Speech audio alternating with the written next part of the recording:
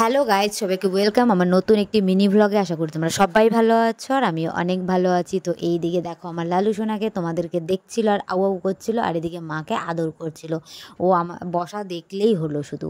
তারপর এখানে কীর্তনের দল বসেছে। তোমরা সবাই এর আগের ভিডিওতে দেখেছো যে আমার ঠাকুমার কদিন আগে বাৎসরিক গেছে, তো বাৎসরিকটা জেঠু বাড়িতে হয়েছে, তাই আমাদের বাড়িতে কীর্তন নেওয়া হয়েছে। কীর্তনের দলের জন্য চা বসিয়ে দিয়েছে, এখানে বিস্কুট রেডি। এই যে আমার মা, তো ওদেরকে চা দিয়ে এসে তারপর আমি বসে পড়েছি চা খেতে গ্লাস নিয়ে, আমার গ্লাস ছাড়া হয় না।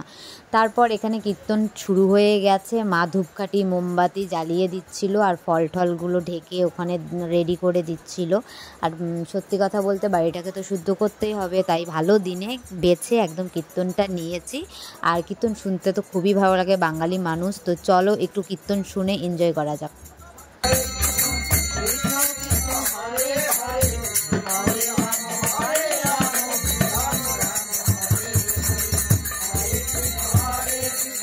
কৃষ্ণ কৃষ্ণ হরে হরে, হরে রাম রাম রাম হরে হরে।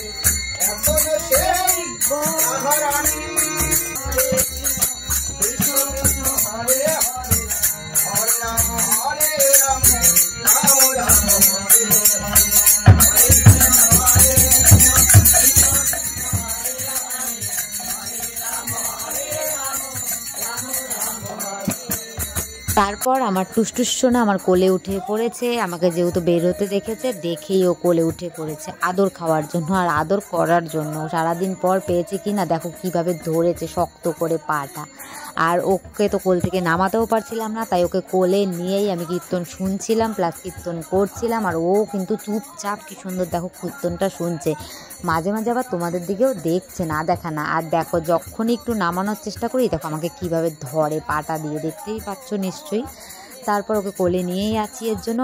আর সেদিন যেহেতু কীর্তনের অনেকগুলো প্রোগ্রাম ছিল, তাই ওদের জন্য সেইভাবে আয়োজন না করে মিষ্টির আয়োজন করেছি। তো আমার টুসটুস সোনা এসেছে মিষ্টি খেতে, তো ওদেরকে না দিলে কি আর হয় বলো, ওরা হচ্ছে সবার প্রথম ভক্ত বলতে পারো।